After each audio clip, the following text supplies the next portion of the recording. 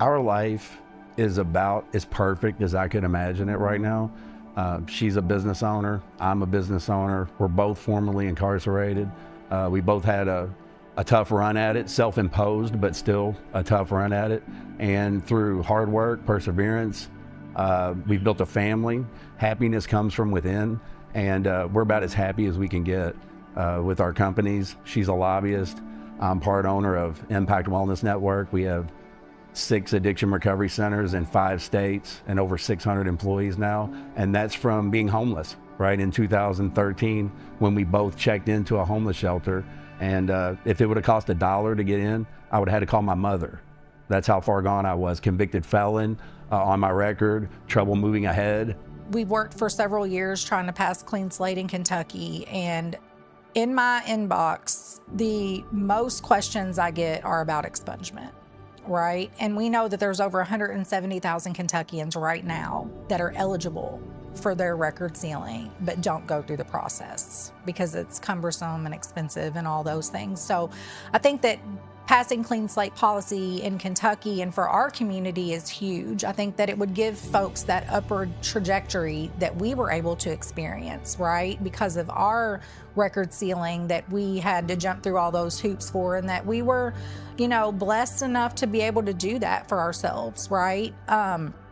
But we know that the recovery community just in itself would tremendously be impacted by a Clean Slate policy. Having those records automatically being sealed, it's going to save people tons of money, and it's really going to impact workforce in Kentucky. So I'm really excited for the future of that, and hopefully we'll get that over the finish line. The Clean Slate Initiative is really just common sense, right?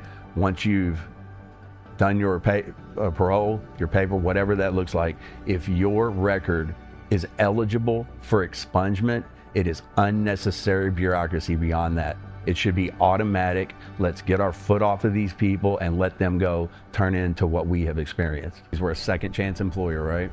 And average family size in America is 4.